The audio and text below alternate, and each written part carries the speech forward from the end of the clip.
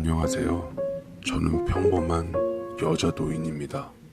어찌 보면 제 얼굴에 침 뱉는 꼴 같아 보여 사연을 어찌 적을까 생각하다가 저승길 가는 길 머지 않았으니 자식 농사 잘못해서 이 못난 늙은이 이 세상 떠나기 전에 다른 분들은 저처럼 자식들을 위해 살지 않기를 바라는 뜻으로 제발 저같이 자식들 키우지 말라고 사연을 보내봅니다.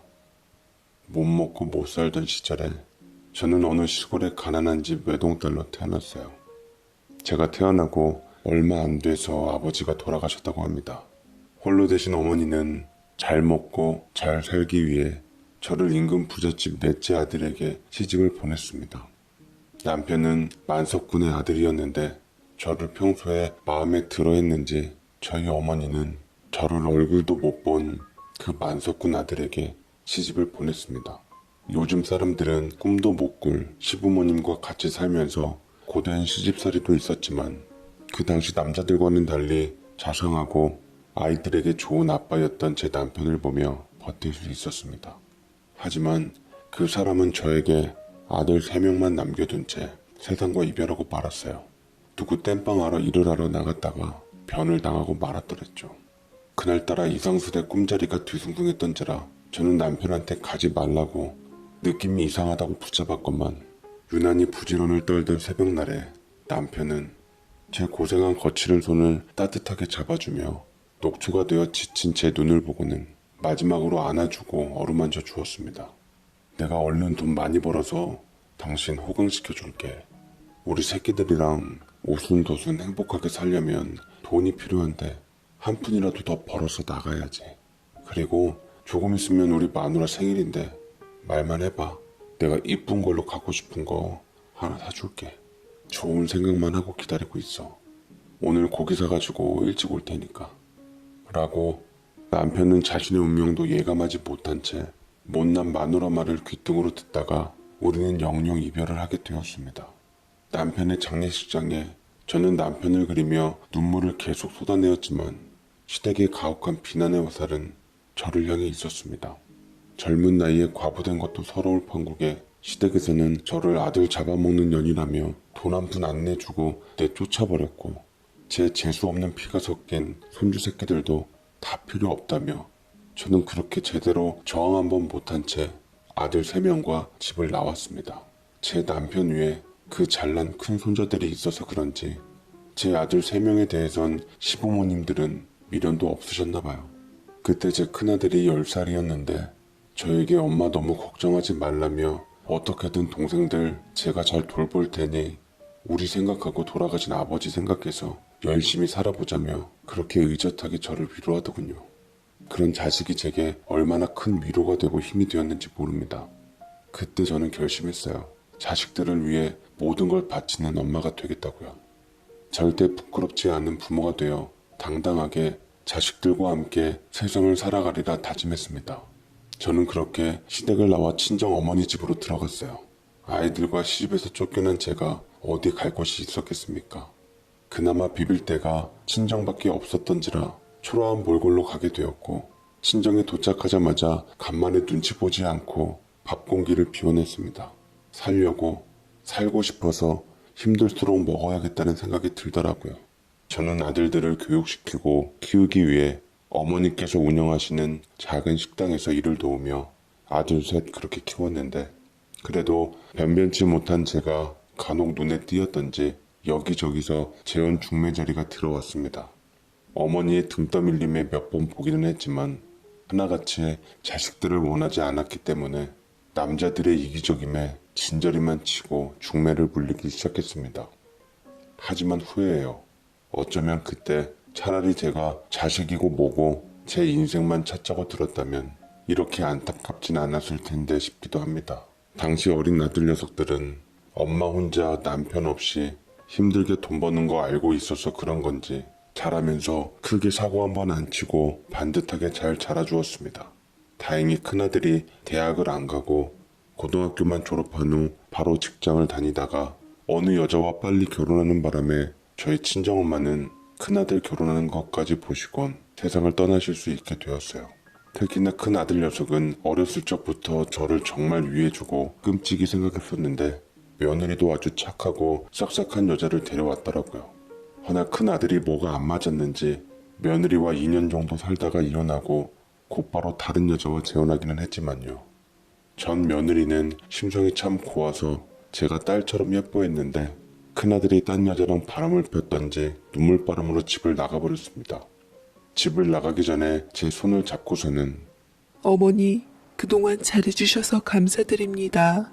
제가 부모 없이 자랐는데 어머니께서 여태 친정어머니 이상으로 잘해주셔서 정말 감사했어요. 비록 남편과의 인연은 여기서 끝이 났지만 어머니는 제가 상처가 좀 아문 후 언제고 꼭 한번 다시 뵙고 싶습니다. 라며 붙잡는 제 손을 거두고는 조용히 나가 이혼했답니다. 그리고 이혼한 지 얼마 되지 않아 아들은 다른 여자를 데리고 왔고 그 아이가 지금껏 저를 모시게 되었던 며느리가 되었습니다.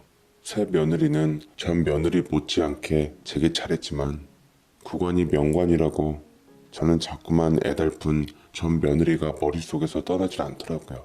찾을 엄두가 나지 않아서 또 아들과 연이 끝난 아이를 찾아서 뭐 어쩌나 싶어 현재 며느리한테 미안해할 짓 하지 말자 싶어 그냥 전 며느리는 덮어버렸습니다. 둘째, 셋째 줄을 지어 짝을 찾아서 살게 됐고 우리 아들들은 그렇게 장성해서 다들 결혼을 했고 저에게 손주들도 안겨주었죠. 저는 여태 저를 생각해주는 큰 아들 내외와 같이 살았는데 강산도 변한다는 10년 정도가 흐르면서 손주 녀석들도 훌쩍 자라게 되었습니다. 큰 며느리는 겉으로는 저에게 참 잘했어요. 손주들도 저를 많이 따랐고 저는 이 와중에도 스스로 눈치도 보이고 염치 챙기느라 적어도 자식들에게 손 안 벌리고 제가 벌어서 제가 쓰고 싶었습니다. 큰아들과 살면서도 아침 일찍 일어나 김밥을 말아서 출근길 앞에서 김밥을 팔아 손주들 용돈도 주고 그렇게 제 위치에서 아들들에게 부담 안 주고 살고 있다고 생각했는데 그것은 오롯이 저만의 생각이었나 봅니다. 노인정 갔다가 늘 그렇듯 큰아들 집으로 발길이 향했는데 그날따라 제가 볼 일이 좀 일찍 끝나서 평소보다 이른 시각에 집으로 들어가게 되었어요. 나이가 먹었는지 온몸에 안 아픈 구석이 없었고 식은땀도 줄줄 났습니다. 고관절 수술을 받은 지 얼마 안 돼서 병원을 제 집처럼 드나드는 게 참 아들에게 미안했습니다. 아들 내외가 절 걱정해서 큰 병원에 가보라는 거 됐다고 괜찮다고 허튼데 돈 쓰지 말라고 했건만 그날 집으로 발길을 향한 것은 제게 영원히 눈을 감고 싶은 마음이 들게 했습니다. 도어락을 여니 어쩐 일인지 새 아들 내외들이 모여 일찍부터 술을 먹으며 얘기를 하고 있었는데 큰아들이 단호하게 결심을 한 듯 밑에 동생들에게 선전포고를 하는 말을 듣고 제 발걸음도 덩달아 멈칫거렸습니다. 내가 어머니 10년 동안 모셨으니까 이제 너희 둘 중 한 명이 어머니 모셔라. 너희들도 솔직히 좀 양심이 있으면 어머니 모시는 신용이라도 해야 하는 거 아니냐?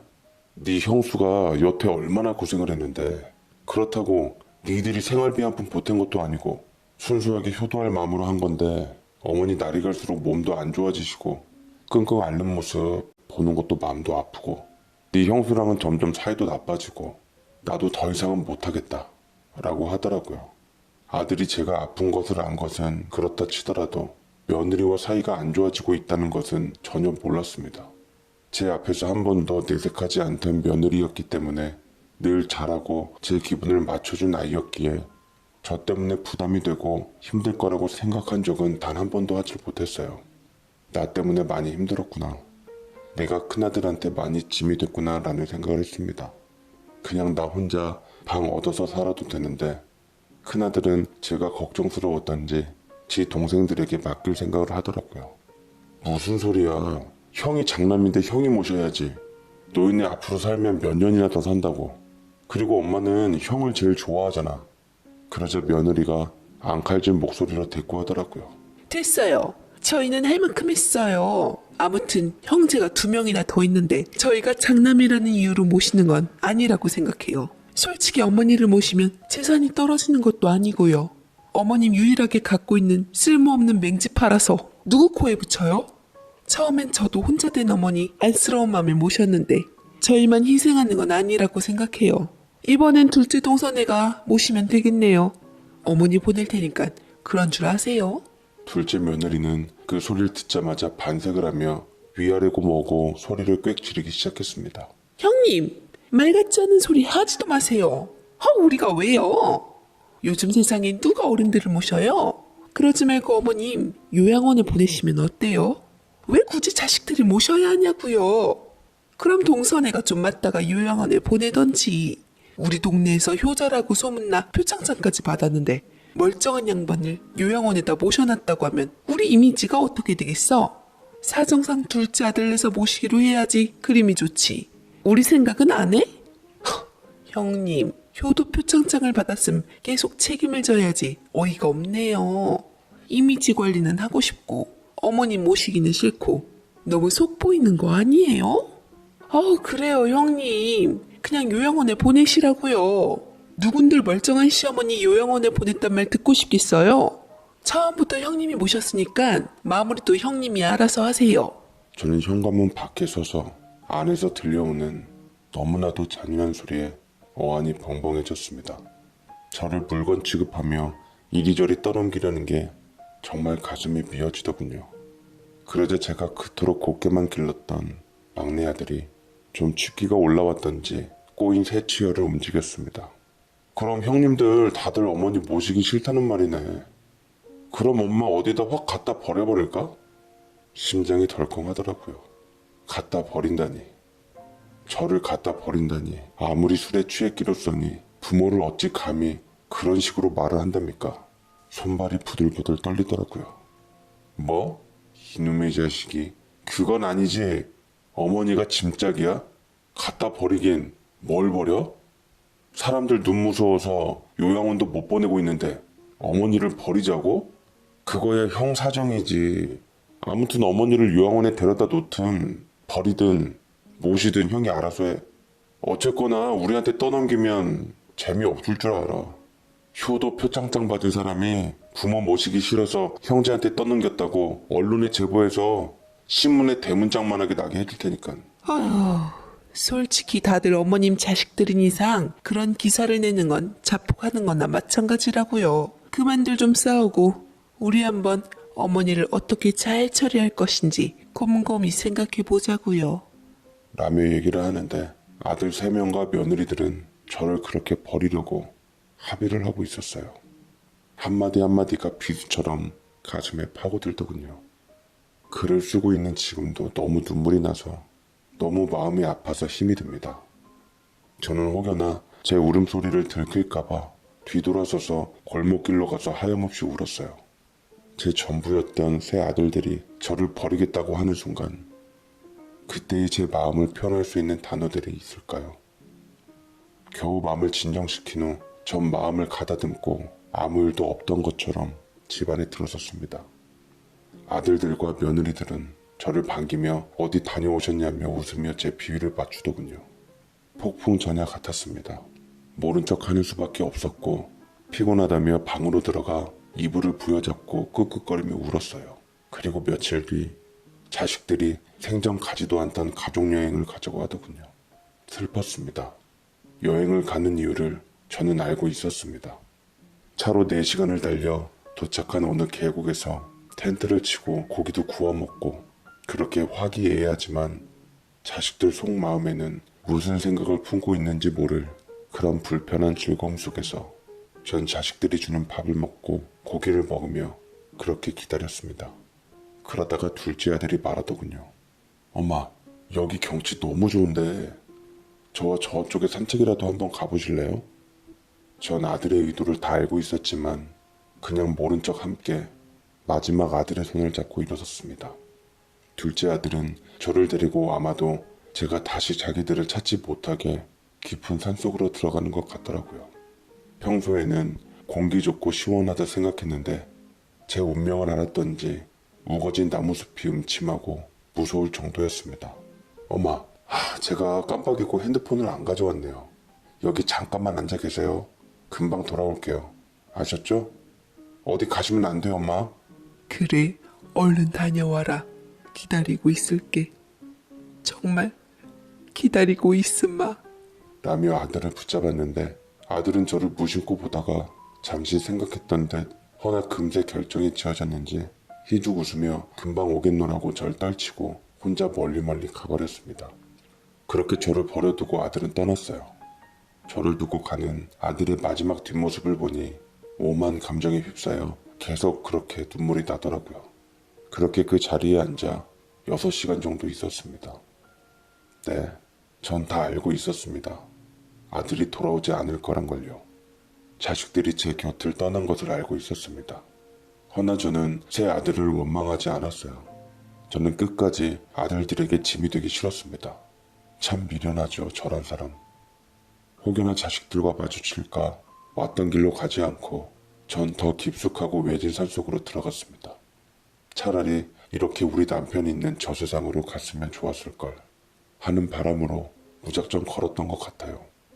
배도 고프고 목도 마르고 온몸이 다 쑤시고 아팠지만 그냥 이 세상에서 사라질 기세로 무턱대고 갔다가 발을 헛디뎌 그만 저는 구르고 말았고 그렇게 정신을 잃었나 봅니다.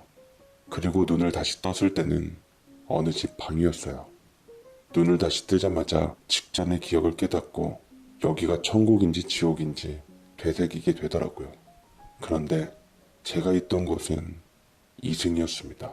창문에 커튼을 뚫고 나오는 강렬한 오후 햇살이 시간을 어느 정도 알려주었고 내가 왜 이런 낯선 곳에 있나 싶었어요. 제가 깨어난 기척을 느꼈던지 어느 여자가 방문을 열고 간단한 식사를 가져오더라고요. 그리고 그 여자를 보고 저는 동공이 커지며 흔들릴 수밖에 없었는데 다름 아닌 그 여자는 큰 아들의 전 며느리였습니다. 어머니, 어쩌다가 그런 곳에 계시게 됐어요. 읍내에서 근무하시는 간호사 언니가 있어서 잠시 보고 갔는데 큰 탈은 없다고 하시더라고요. 라고 말을 하는데 저는 전 며느리를 보며 꿈인지 생시인지 싶었습니다. 어떻게 저를 구해준 사람이 전 며느리인지 무슨 이런 인연이 있나 싶더라고요. 며느리는 얼떨떨하게 보이는 저를 안심시킨 후 뜨겁게 쓴 죽을 제 입에 대주었고 저는 쓰디쓴 눈물을 흘리며 입을 벌리게 되었습니다. 제가 있던 산자락 끝에 내려오면 작은 마을이 있었는데 공교롭게도 전 며느리는 그곳에서 혼자 생활하고 있다고 하더라고요. 우리 아들과 이혼한 이유는 제가 짐작한 대로 현재 큰 며느리와 아들이 바람이 나서 끝나게 된 거였고 그 후 전 며느리는 새로운 남자를 만나 또 재혼했는데 두 번째도 남자가 바람이 나서 헤어졌다고 했습니다. 이쯤 되니 여자로서 자신의 자존감이 떨어질 대로 떨어지고 남자와는 인연이 없는 것 같아 크게 대인 후 혼자 살기로 마음먹었다고 하더라고요. 전 며느리에게는 아이가 한 명 있었는데 7살 정도 되어 보였습니다. 산나물을 캐러 지 엄마랑 같이 산에 올랐다가 쓰러진 저를 발견했다고 합니다. 며느리는 이렇게 다시 만난 게 운명 같다고 얘기를 하더라고요. 아이는 재혼한 남자의 아이라고 했는데 쬐끔한 남자아이였어요. 아이가 나이보다 작아 보이더라고요. 아이를 보니 우리 손주들이 많이 그리웠습니다. 할머니 하며 많이 따랐는데 마음이 참 쓰라리더라고요. 제가 가족들과의 좋은 기억에 복받쳐 눈물을 흘리자 그 7살 남자아이는 제 손주도 아닌 녀석이 다가와서 수건으로 제 눈물을 닦아주었습니다. 할머니 울지 마요. 울면 나랑 우리 엄마도 마음이 아파요. 울지 말고 기운나게 어서 드세요. 라며 지 엄마에게 얼른 할머니 죽 드리라고 재촉했고 전 며느리는 아이에게 웃으며 제게 다시 죽을 떠먹여 주었습니다.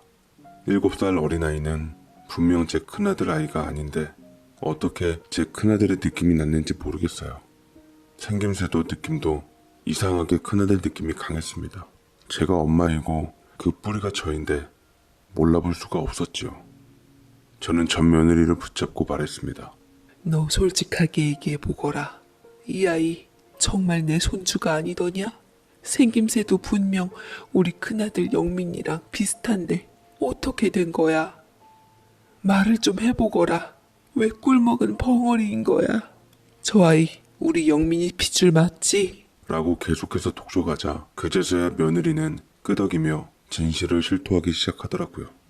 사실은 어머니 그이와 이혼한 후 저 다른 남자와 재혼했다가 다시 이혼한 건 맞아요.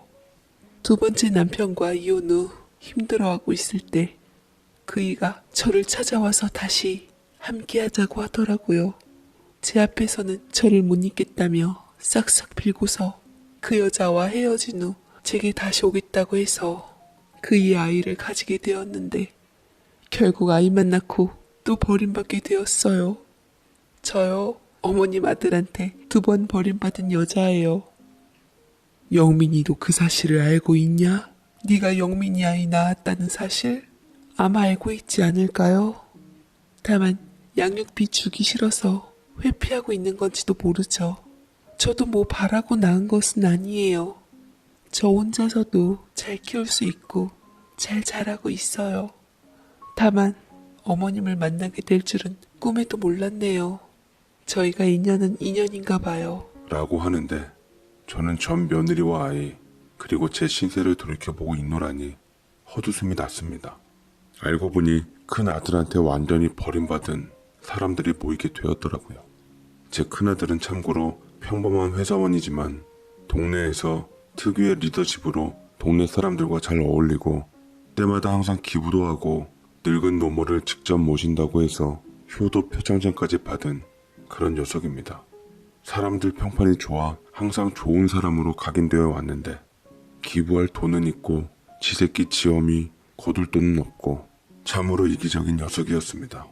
젖만 울어버리고 상간녀 부인 삼더니만 집어를 개 못 준다고 전 마누라와 다시 바람펴서 애를 만들어버려 나몰라라 하고 노모마저 이젠 모시기 싫으니 산에다가 버리는 모양새는 참으로 가관이 아닐 수 없었습니다. 형제들과 함께 산에다 내동댕이 침으로써 저를 버리고 싶다는 자기 감정은 내보인 것이고 설마 아니 제가 자식을 경찰에 고발이라도 할까 제 모성애를 이용해서 입을 다물고 알아서 떨어져 나가라는 뜻으로 느껴지더라고요. 갑자기 자식에 대한 연민과 좋았던 따스한 기억들은 괘씸함으로 바뀌며 분노가 솟구쳐 오르기 시작했습니다. 이런 비도덕적이고 몰상식한 자식을 키운 것은 다 내 죄이고 잘못이라 생각이 들었어요. 제 속에서 낳은 자식이니만큼 끝까지 무조건적으로 감쌀 것이 아니라 어떻게 해서든 본보기를 보이고 싶었는데 이 늙은 몸뚱아리로는 어떻게 해볼 도리가 없겠더라고요.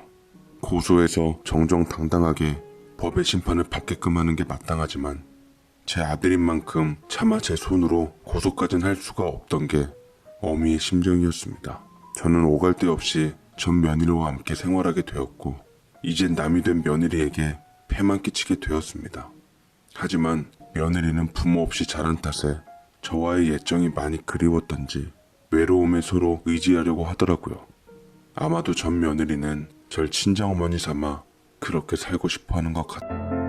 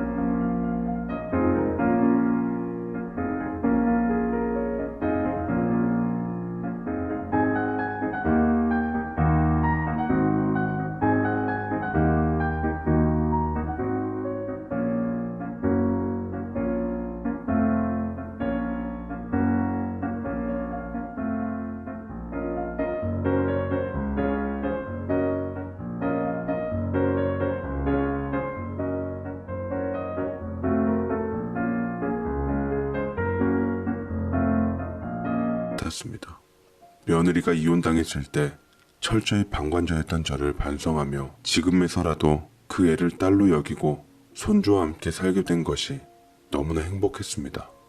저는 전 며느리와 함께 산나물을 캐다 팔며 살게 되었고 시간은 생각보다 길어졌습니다. 그러다 우연히 TV에서 제 운이 아직 죽지 않았음을 일컫는 기사 내용이 나오게 되었어요. 제가 갖고 있던 맹지 쪽에 고속도로가 뚫리며 개발이 된다는 것이었는데 그것 때문에 땅값이 천정부지로 솟구친다는 얘기였습니다. 이게 꿈인지 생시인지 정말 모르겠더라고요. 큰아들에게 아직 물려주지 않았던 터라 제 명의로 되어 있던 땅인데 이제 살았다 싶었고 쓸데없이 패만 끼친 전 며느리와 손주를 위해서 그 돈을 쓰기로 다짐했습니다.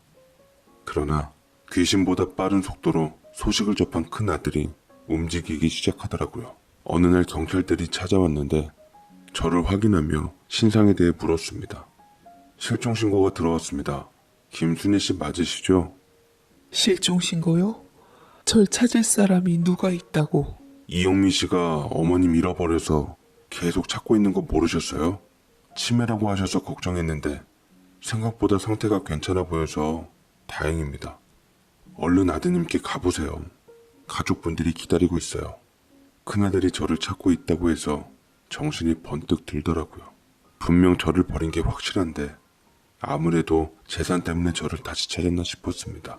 기가 막히고 어이없는 상황에서 저는 뻔뻔스런 낯짝을 보며 얘기나 한번 들어보자 싶어 경찰을 따라 나섰고 전 며느리와 손주한테는 곧 돌아오겠노라고 얘기를 하게 되었네요.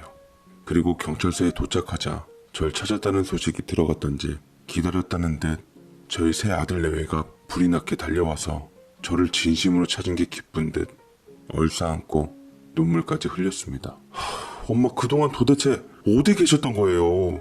그때 엄마 그렇게 잃어버리고 나서 제가 진짜 밥 한 술을 못 떴습니다. 이렇게 다시 건강하게 돌아와 주셔서 고마워요 엄마. 이제 정말로 제가 모실게요.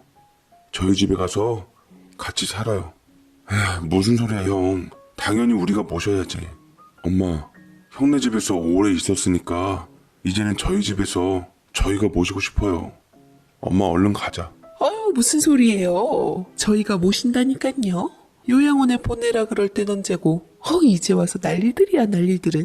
깔끔하게 막내 집으로 오세요 어머니. 어머니를 위해 좋은 환경으로 다 바꿔놓았어요. 라고 저마다 아들들이 얘기하는데 씁쓸함이 감돌았지만 그 씁쓸함을 통쾌함으로 만들고자 했습니다.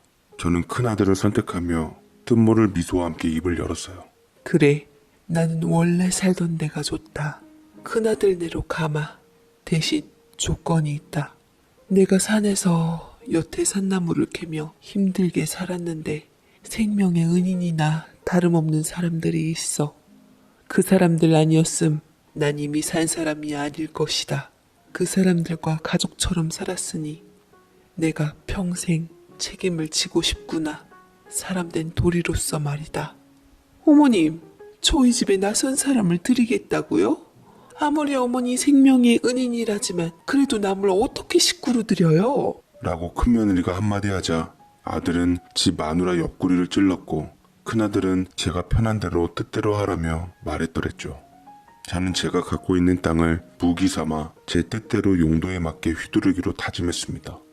이튿날 저는 전 며느리와 손주를 큰아들네 집으로 들어오게끔 했는데 큰아들은 전 며느리와 손주를 보자마자 새하얗게 질린 상태였고 큰며느리 역시 마찬가지였습니다.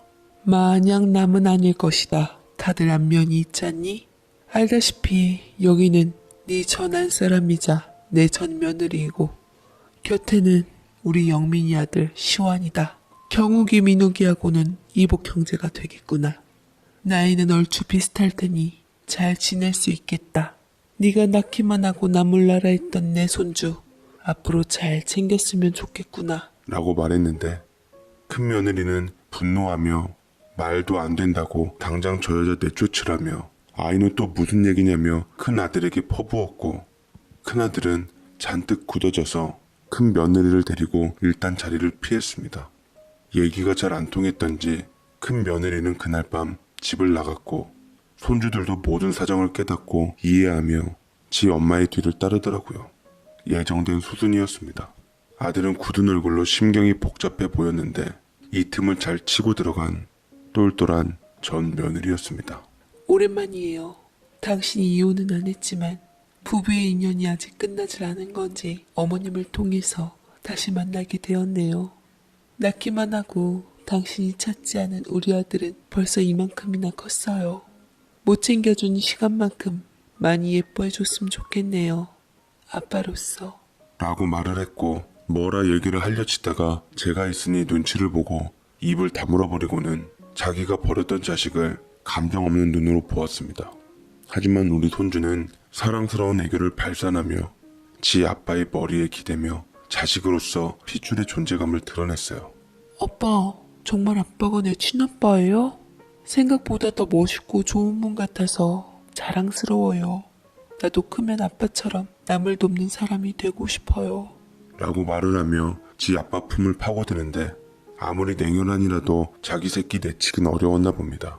점차 우리 손주한테 서서히 마음을 열기 시작하더라고요. 하나부터 열까지 어찌나 이쁜 짓을 해대는지 큰아들은 아버지로서 아들이 사랑스럽지 않을 수가 없었습니다. 고맙게도 큰 며느리와 손주들이 제 발로 나가준 덕분에 저희 가족은 빠르게 큰아들과 가족의 화합을 이루게 되었고 전 며느리는 최선을 다해서 큰아들에게 잘했고 엄마로서 여자로서 아내로서 다시 한번 큰아들의 마음을 흔들었습니다. 뒤늦게 아차 싶었던 큰 며느리는 자기 아들들을 데리고 돌아왔는데 그때는 이미 큰아들의 마음은 돌아선 후였죠. 어떻게 당신이 나한테 그럴 수가 있어? 나를 평생 사랑한다고 할 땐 언제고 그 여자와 다시 합칠 생각을 하냐고. 우리 사이엔 아들도 2명이나 있는데 당신 유책 배우자로서 이혼 못해. 절대로. 라고 말을 했지만 제가 나중에 땅을 팔아서 위자료 두둑히 물어준다고 원하는 대로 위자료 주고 큰 며느리랑 이혼하라고 부추기니 큰아들은 이미 마음이 돌아선 탓에 이혼을 결정짓고 전 며느리와 먼저 동거를 하게 되었습니다. 큰 며느리는 그렇게 낙동강 오리알 신세가 되어버렸고 끝내 위자료를 받고 이혼을 하게 되었네요. 결국 상간녀가 내쫓기고 조강지처가 제 자리를 찾게 되었던 거죠. 인과응보라는 생각이 들었습니다. 저는 저를 구해준 대가로 전 며느리와 손주에게 큰아들의 아내와 아들 자리를 다시 되찾게 만들어 주었습니다. 그것이 제 보답이었지만 아무리 전 며느리와 손주가 큰아들 곁에 있다 한들 절 버린 큰아들에게 제 재산을 줄 수는 없겠더라고요. 효도 계약서고 뭐고 다 필요 없고 제가 죽기 전까지 직접 돈을 관리하기로 했습니다. 저는 땅을 처분했는데 처분한 금액은 무려 40억 원이나 되었어요.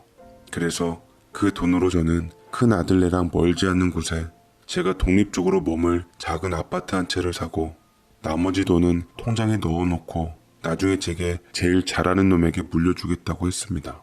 그러자 저를 산속에 버렸던 아들놈들은 제게 더할 나위 없는 효자가 되었고 저는 효도받고 살아가고 있습니다. 이제 살 날이 얼마 남지 않았지만 제가 살면서 느꼈던 것은 자식이고 뭐고 다 필요 없고 무조건 돈이 최고다라는 진리입니다. 씁쓸하지만 그것이 제가 평생을 살면서 느꼈던 것이네요. 제가 힘들 때 절 지켰던 전 며느리나 손주한테는 진심으로 고맙긴 하지만 절대로 완벽하게 믿지는 않을 겁니다. 절 스스로 지키기 위해 돈이 필요하고 야속한 진실이지만 세상에 제가 버림받지 않고 살아갈 수 있는 길은 저 스스로와 돈이 전부란 걸 깨닫게 되었네요. 여러분들도 자식에게 너무 기대지 마세요. 남편이고 자식이고 뭐고 손주고 다 믿지 마세요. 세상에 오직 믿을 거라곤 자신과 돈밖에 없다는 진리를 아시고 재산 절대로 자식 주지 말고 꽁꽁 챙겨 놓으시고 자식들에게 효도받다가 편안하게 가십시오. 그게 우리 세대의 사람들이 살아가는 방법이라 생각이 듭니다. 제 사연 읽어주셔서 감사드립니다.